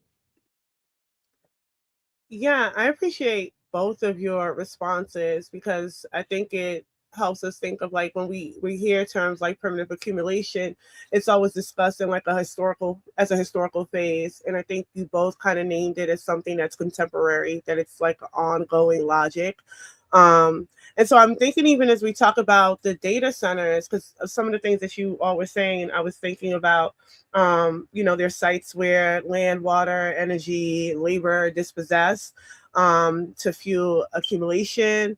But then also, I just had a question specifically about development, right? Because much of how it's being positioned in or how it's being, you know, discussed in our communities, or presented to us rather, is that this is an opportunity for development within the community. And so I'm thinking about a particular kind of dynamic, the process of digitalization, the process of technological expansion. But I am wondering, either of you, when we talk about the way that the data centers create this concept of development, what is it actually doing? What is that process? Is it reproducing colonialism? If we're thinking about our neighborhoods. Well, you started answering. You started answering right there, Erica. I mean, I would. It's a big question, right? There's a lot that we could go into here. I'll try to keep it. I'll try not to go too off the rails. But I mean, yes, the short answer is yes. It is reproducing colonialism, but maybe even like more precisely, right? It's reproducing a form of quote unquote, development, right? Which is really like underdevelopment as development, right? Because it is underdeveloping places in terms of it's occupying land, right? It's sucking away water resources. It's taking electricity resources that could be utilized for the community as well, right? It is helping to even the most quote unquote green data centers, which is also BS, right? It's not real, but even the most ones that are the most efficient, right, are still polluting the air, right? And also even recently, I just saw a report came out yesterday or 2 days ago that they're creating urban heat island effect, or the heat island effect, up to as much as 9 degrees Celsius, which is 16 degrees Fahrenheit, right? Yep. And so like there's all of these compounding things, right, that are happening, and to do what, right? As Anthony just said, right, to store data, to surveil the population, right, to improve the dominance of the military industrial complex, right, of domestic and global imperialism, right? And even when it's not doing that, right, it's to more precisely target consumers to get people to spend more money, or to be able to do what they're doing in some grocery stores now, which is dynamic pricing, which is if you have your phone at a grocery store and it knows who you are, it uses a Bluetooth sensor to figure out how you've shopped before and raise the price based on how much you are willing to pay for a device, right? Now, people are challenging things like that, but all the stuff like that requires this intensive computing processing capability, right? And so those are the uses that these data centers are going towards. And so that's why we say it's like underdevelopment as development, because they're not going towards the public benefit. They're not going towards the development of a society. When you look at a country like Iran, right, who nationalized their oil industry, right? We all know that we need to be transitioning from fossil fuels, right? But at the same time, you can't, in a world of underdevelopment, you can't take away a country's lifeline to development in order to transfer those fossil fuels, because we also know that the entire all fossil fuel capital is dominated by the US, right? So sovereignty is paramount, right? Above that, above those questions of kind of fossil fuel infrastructure. But what Iran is doing with that fossil fuel infrastructure is developing its society, right? What data centers are doing is actively extracting resources from a community, environmental, ecological, labor, land, etc., capital that could be going towards doing literally anything else, right? The companies that are building the data centers could be constructing housing, right? Or they could be constructing actually more ecologically effective systems for for water filtration and pumping water throughout a community, for electrification of housing, for all of these things. But instead, they are going towards waste, right? They are going towards wasting lives and wasting nature and wasting, what we would call like social nature, the combination of, or what others, I didn't coin that by any means, but like what others would call social nature in terms of the combination of the human and the natural environment, right? And they are actively destroying those things, degrading them, and wasting them in order to do what? In order to more effectively and precisely be able to destroy and waste life elsewhere, right? Either whether here in this country or in the US or in another country. And so it is underdevelopment and death as quote unquote development. So, the old jobs that the old factories that are in Cancer Alley in Louisiana or Mini Cancer Alley in Central Alabama or all throughout the country, those were sort of like a deal with the devil that we're going to poison your community, but we're going to give you some jobs. Now they're going to poison the community in order to house data that can more effectively murder people and incarcerate people here and abroad. And we're going to give you like 8 jobs, Like, we're not even going to give you 1,000 or 10,000, right? And so I think that is also something we have to be honest about, is like the jobs that are happening on these sites are, the vast majority of them are temporary construction jobs to build the data center. And then after that, there are very few jobs, and very few of those jobs are a dignified like wage jobs. They're mostly contract jobs for like janitorial services and other upkeep. And then the small sliver of folks that do actually have permanent jobs at the data center are almost always imported in from another place to run the data center, right? Besides janitorial and security jobs. And those are almost always contract. So we have to also be honest that like the bargain that we're getting when we talk about development is way, way, way lower than previous forms of industrial development that at least did give, thousands of people in a community some level of a wage that eventually became unionized jobs. That is not the case at all with data centers. The only other thing that I would add, to Comrade Erica's question about colonization, is we are also experiencing the elite capture of sectors that are supposed to serve the public good. Now, one of our biggest adversaries in stopping data centers, unfortunately, is big labor. Right, big labor's horny for building these out, and also building out the fossil fuel infrastructure necessary to power them. So they've been elite captured. We also have these bourgeois, big green environmental groups that have also been captured by big tech. The big tech is giving them big checks, right? Bezos Earth Fund, $100 million to Natural Resource Defense Council, groups like Nature Conservancy. All of these groups that purport to want to save the planet are now coming up with these crazy and silly ideas like, oh, we can just power data centers with renewable energy. Like, what the fuck? Like, we this whole time we've been fighting to get off fossil fuels just to give it to big tech. That's what we've been doing this entire time. So, and then, Comrade Erica, the most sinister aspect of it is the colonization of our people through something known as community benefit agreements, and essentially come into our communities, handpick the good Negroes like pieces of cotton, and you know who they are, the ones with the leaky roof in the church, you know what I'm saying, probably NAACP members who can speak for all of us, right?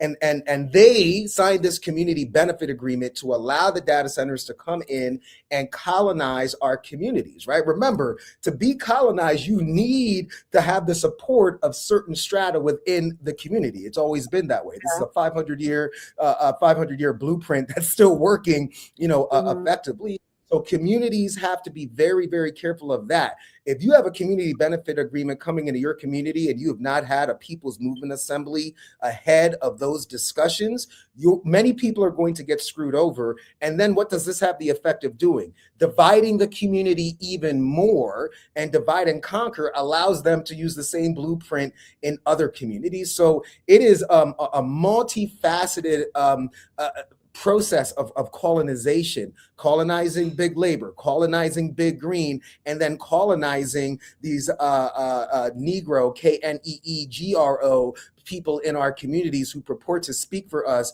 but bend the knee to massa. It's a new epoch of Booker T accommodationist and what I like to call yes-side, no-side organizing. I appreciate that. Jackie, you have the next question. When you all were speaking about it, also you and I have been discussing Ali Kadri's work, the accumulation of waste, and long thread text messages. But it does seem like when we think about the internal logic of expansion, it does arrest our communities for extractive purposes. So it's just reproducing all of these kind of neocolonial or colonial relationships, but under technology, right? And so that just made me think about how Ali Kadri defines at least waste making, right? Where it's a system structurally indifferent to human life. And so like if we apply it to how we're seeing data centers and the use of data centers and what it results in, I think it does kind of align with the sort of repackaging and repurposing of both colonial and neo-colonial structures within our communities. So I appreciate your detailed responses. No, absolutely. Absolutely. I mean, I think you just hit the nail on the head, Comrade Erica, because the other thing they're extracting is our terminology, right? So when you hear ideas like abundance, right, that has been put into the lexicon by neoliberal Zionists Ezra Klein, the irony is that abundance is a term that was developed by degrowth communists in Britain, right? But now they're using abundance as a reason to just keep growing, keep building. Deregulation, which is that we're all seeing that with data centers now. Speaking of executive orders, Comrade Jackie, Trump has signed a series of executive orders to fast track the approval of data centers and get them connected to the grid as quickly as possible. We also have to be careful of that, right? We saw what a certain social democratic group did with the Green New Deal, turned it from eco-socialist to Kautskyist, and they're doing the same thing with abundance now. So extraction of land, as Comrade Austin said, extraction of water, extraction of air, extraction of terminology and ideology in service to capital under the guise of some very, very interesting form of eco-socialism that is somehow pro-capitalist. So we got to watch out for that as well. I'm going to mess this up, Jackie, but behold, I send you out as sheep into a den of wolves, right? They're talking about Big Green. They're talking about the Democrat Party. God was talking about big labor and all of that. Those are the wolves. And that's why shows like this are super important. Black Alliance for Peace. I got to shout out the amazing work that our comrades in BAT Midwest have been doing on data centers. They are in the fight in Chi-Town and throughout the Midwest. They have an amazing slide deck in partnership with Comrade Austin. I mean, we've been trying to spread this word. We're taking it down with us to Santa Marta in Colombia, because big tech now, they're showing up on the continent, right? When BAP sent me to Ethiopia last year for the Africa Climate Summit, they might as well have called it the Africa Big Tech Summit, right? There's almost more like, and you could tell, because this was like the first climate conference I went to where like it was all Africans, right? And like white folk were in the minority. You could just point them out. It was like big tech, South Africa, big tech, like, and we have to be careful of that, because they are selling this idea of quick financial gain to countries that have been suffering under the thumb of imperialism and colonial financial groups like the WTO and the IMF, and basically, bribing these folks of sort of like big tech or else. And then if you refuse big tech, speaking of big tech's connections to the military, well, look at where AFRICOM is kind of moving to now on the continent, right? Like these things are all related. And that's why what we're doing as part of the Black Alliance for Peace Climate, Environment, and Militarism Initiative is making these connections that Comrade Austin, my code name for him is So Fresh, So Clean. Look at that, brother. So Fresh, So Clean has been adroitly making these connections. Just to be clear, Anthony has a code name for everybody. I don't want to know what his code name for me is, and don't you ask. If you ask him, don't tell me. I'm just saying that's okay. So thank you for that, and I think as we got to wrap up, unfortunately, because there's never enough time. But all of this information raises this question for me, which I hope is going to be helpful for people to understand our relationship in this whole argument or discussion about AI and data centers. Austin, I'm going to ask you this. People are loving the AI graphics. They're making great graphics with AI. And it's, everybody's doing AI for the graphics for their shows, and I refuse. So that's why my show graphics look the way they do. But we're seeing a lot of these AI videos or large language model produced videos that are looking more and more realistic almost every day. And the response that people have to that is stop feeding the data center drain with these, with your AI slop. And at first I kind of thought, yeah, we need to not be doing so much of that.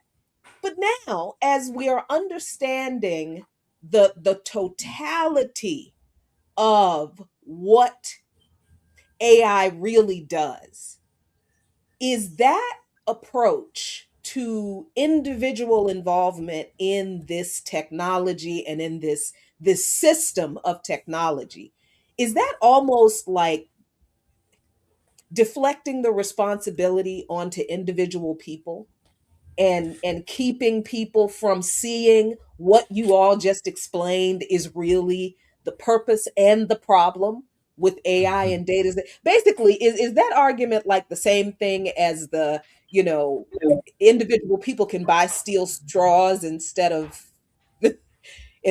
like, shutting down the fucking military industrial complex, polluting the world? You know what I mean? Well, I love being on here because you ask the question, and then you give me the thesis statement for the answer. So all I got to do is fill in. That's right on out. Walk right into it.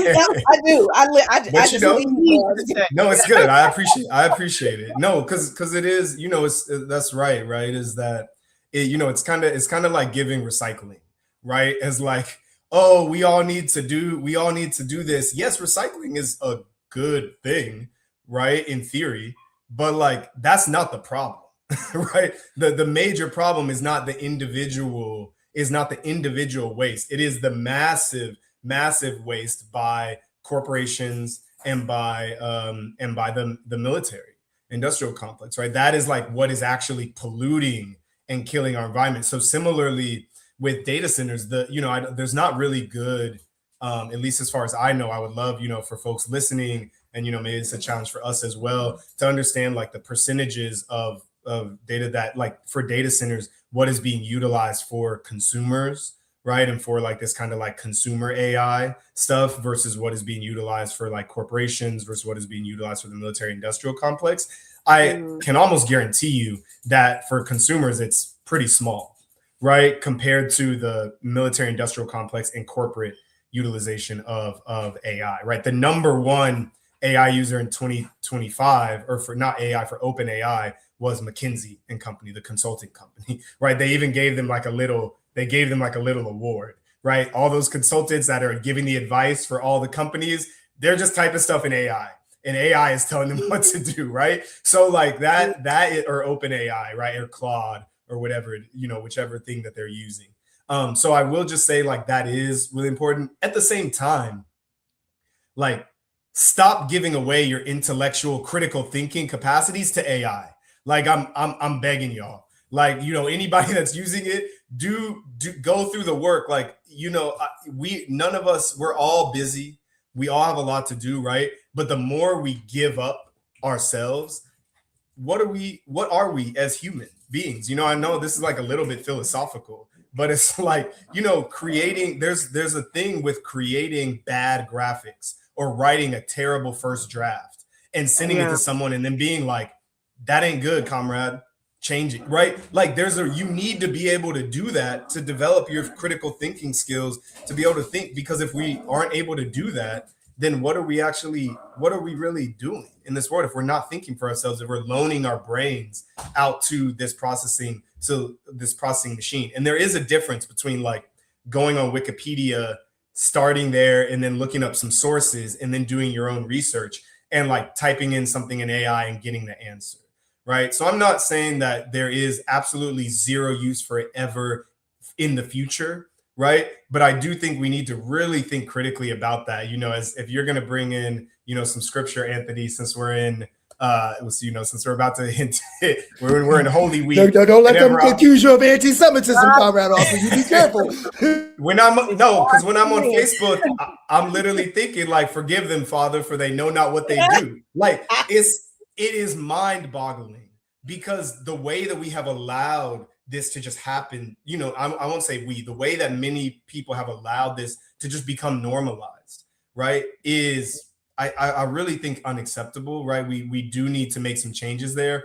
At the same time, recognizing that is not the main thing driving the focus for a data center build out, right? So again, we should, while people, again, like recycling, right? Yeah, sure. Like you should be doing these certain things, right? It is better. It is net positive, right? It is better, and even more so than recycling. Like, this is also about your own development, your own self-actualization, your own critical thinking skills, right? And again, I think we just really need to ask ourselves, like, what does this serve? As someone who has been an analyst behind those things, when we had like Excel models, and you're trying to do and you're building out an Excel model with data, and then the company comes in and says, like, we need to use this big data software so that the client that we're working for, we can tell them that we used big data software. Right. And we need transaction data from all of these, instead of having 1,000 rows of data for like every month from a store that says this was what was sold, this was the cost. You have millions of rows of data, or tens of millions, from every single transaction that every single consumer has made in that store. And that the desire to have that level of detail, to be able to extract every little amount of wealth from a consumer, is a choice. Yeah, right? Amazon. That is a choice. We actually don't need that, right? We don't have to make those choices. And that is those are the types of things, plus all of the surveillance and everything that Anthony was mentioning. That is what is driving this build out, right? So we're not going to be able to influence that if we can't take control of data and have data sovereignty. If we can't take, to what Anthony mentioned, all these things are connected. Data centers, there's nothing new under the sun with data centers. It's just a new form that this type of monopoly control has taken. And we have to really realize that we have to take back that control. And real quick, it's real important to add this. I know we're over time, but I would be remiss if I didn't say this. Comrade Austin is absolutely right. You know, we focus on systems more than individual choices. However, when we're talking about something like data is more lucrative than even fossil fuels. And I'm including fossil fuels with Iran outsmarting the entire world with the closure of the Strait of Hormuz, right? That data builds into the white supremacist large language model, which in turn will be turned against the most marginalized people. So think about it for a second. We now have crazy laws being passed in Kansas where basically they're going to make a list of transgender people, right? And now the Supreme Court basically said that conversion therapy cannot be banned by states. Now imagine taking all of that data, finding out who transgender people are, and then trying to push them into conversion therapy just by, hitting them with a bunch of advertisements that your whole lifestyle is wrong, the way you live is wrong, and finding out ways to convince you that, hey, maybe they're right, maybe my identity is wrong, and I should go abuse myself by going to a conversion therapy course. So, I mean, that's why the individual choices do matter, because the more we give them, the faster that this AI machine grows, and then it will be turned against marginalized people. They'll find out, people who like Chicago-style pizza and go after them, and maybe they should. But like, I'm just saying, it's like, hey, Brooklyn. But it's things like that we have to think about as well. I don't want us to get too romantic about, because Comrade Austin is right. Go recycle, go buy a Prius, go buy a Tesla, God forbid, and you're saving the planet while you're still getting your meat from Costco. Somehow is going to save the world. Is full of contradictions. But we do have to understand, to Austin's point, that yes, we need to deprivatize data so that it is not used against people like transgender folk, black women, other disabled folk who will be selected for whatever reason to do what they want with these folk, which is essentially, they're already trying to replace able-bodied people, cis people with AI. What they're thinking about what to do with transgender people who they consider an abomination, while we consider them humans just like the rest of us. Man, I really appreciate. No, go ahead, Eric. I deeply appreciate it. I think one of the questions.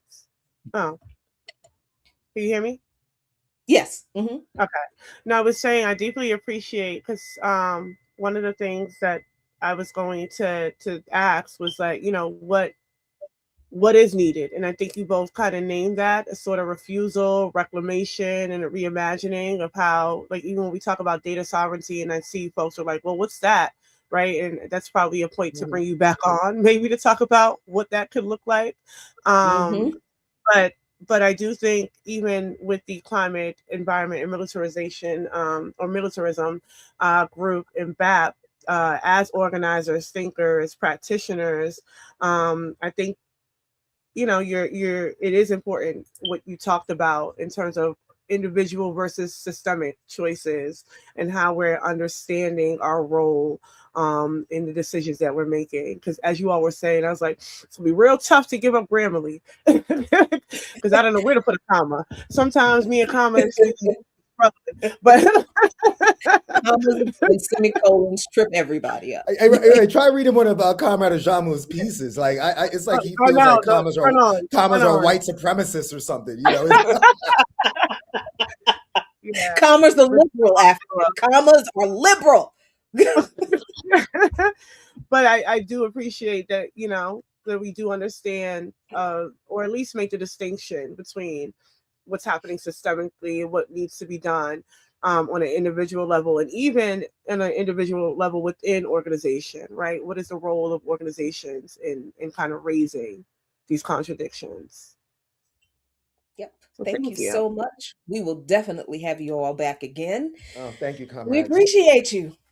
Appreciate you. Catch Anthony tonight at 8 p.m. Eastern. Also talking more climate environment. Where? I'll send that to you, Comrade Jack. I'll send it to you in a text in a second. We're doing something with our comrades from Code Pink and Fossil Fuel Treaty to talk about militarism and this oil crisis and ecocide. Yes. Send that to me so I can drop it in the chat for our folks. Thank y'all. Thank you. Thanks. Compromise and retreat.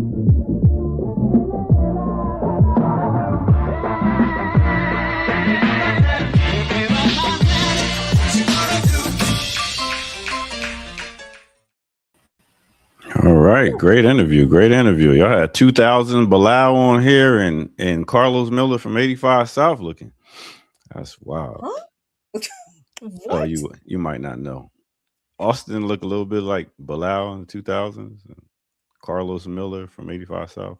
That's the face anyway. of that. I don't know who the second person is, but Carlos Miller. Yeah. Once you see Carlos Miller, you'll be like, wow. Anyway, I got to do the 85 South show with them. Good people. Oh, wow, really? Yeah. I did a little audio stuff back in the day. Okay. And all right. So great they interview. Pay you well? They paid. Did they? They didn't. For me, it was more of an experience because at the same time I was doing renegade. I was doing renegade culture, and then moving from renegade culture to starting Black Power Media to Black Liberation Media. So, excuse me. It was a time. It was a time. Experience. It was. I mean, you sitting up there cracking up listening to these guys. They were all three comedians: DC Fly, DC Young, and Carlos Bean. Anyway, so what we got coming up, ladies? We got Brother Jamil sending love. Hey, thank you, Brother Jamil. Thank you. All right. Jackie, Darker Than Blue. What can we expect? You still don't know yet? Yeah, don't know yet. I might know by tomorrow. I usually do. But I do have exciting news. Where did it go? There it is. Ooh, this is something else, man. You can pre-order my book. Good. Hey. Already did. Yeah. I got the page proofs back, so that much closer. I've got a review. But yes, you can pre-order my book, We Need John Brown Christians, Embracing Christianity That Confronts Power, directly from Broadleaf Books. It's I think that's $19.99.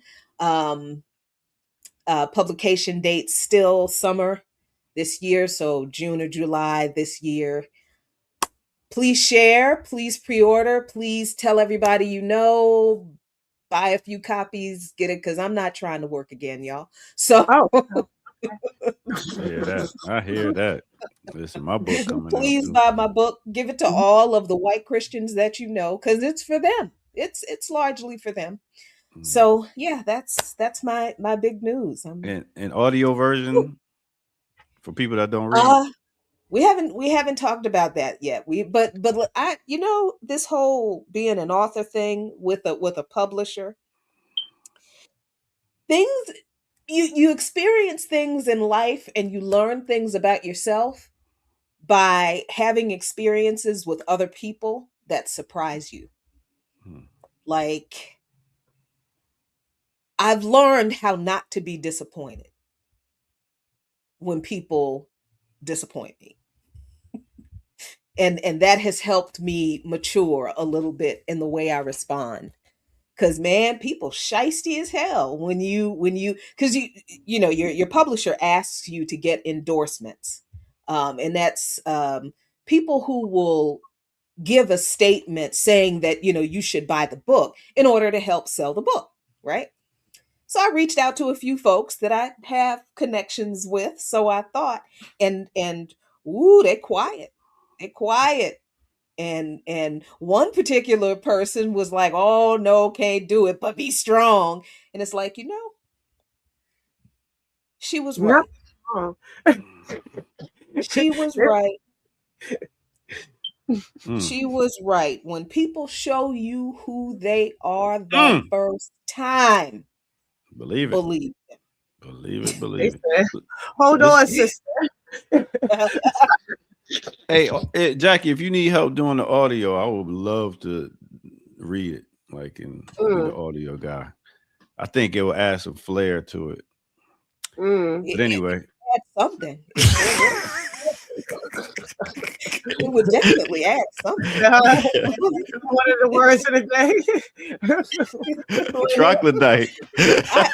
There's no C in that word. Where do you get that C from? Why do you keep bringing that C in that word? It ain't no C in it. You put the word on the screen. Did you see a C? I mean, I've been saying it for years. Like you have not. Troglodyte face. You have not. You ain't been saying that for years. I have. When we cracking like jokes on your troglodyte face, nobody believes that. Nobody. I mean, all right. Well, you learn something new, like y'all did today. Our listeners out there, a new word for you. We'll keep coming with them. Erica Keynes, what's going on this weekend? Anything? BAP turns 9 on Saturday.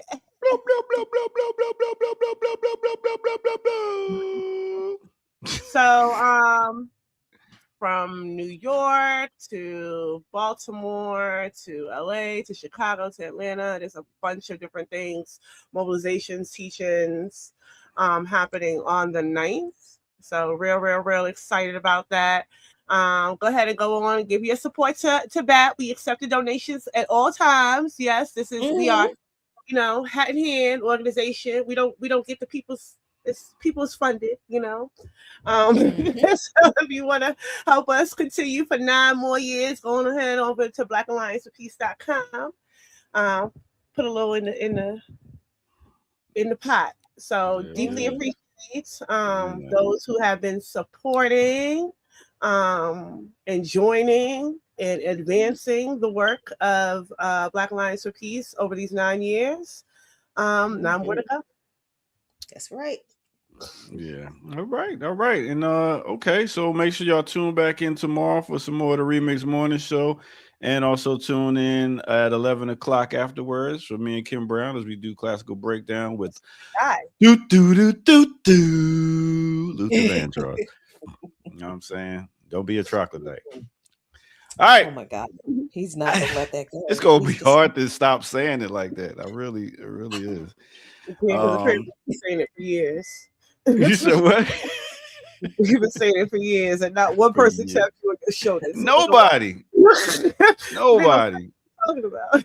Goddamn shame. Friends. How many of us have them? For real. Minister server. God damn, you ain't say nothing. We go conserver in it. All right, we out of here. That is Jackie Lukeman. You can catch her on the streets of New York on TVs. Oh yeah. Yeah. We got Jackie. Yeah, Jackie is on the streets of New York on TVs. Okay. You can walk by and see her and stuff like that. Okay, so that is real. That they really are broadcasting that from inside the store. Yeah. Oh my God. You want to see Erica Caines? You can see her on what's old boy's show? On He Out of Pot. He be potting. Mark Lamont Hill. Yeah, you can see her on the interview with Mark Lamont Hill. We be outside, y'all. You know what I'm saying? We be outside. All right, we'll be back tomorrow at 8 a.m. for some more right here on the Remix on the show. Peace out, Erica Caines, Jackie Lukeman, Ear Doctor. Yeah, we out here. Black Liberation Media is a collective of Black and African organizers, journalists, academics, and media personalities serving Black and African masses seeking to further grow in their understanding of themselves, their histories, and the African world through entertainment and news. Please continue to like, subscribe, and donate to the channel so we can further serve you and liberate our people. You can also go to blkliberationmedia.org, get some merchandise, and also become a Patreon member and a member from the YouTube. Please do what you can, share, and show your love as we will show ours for you. Black Liberation Media.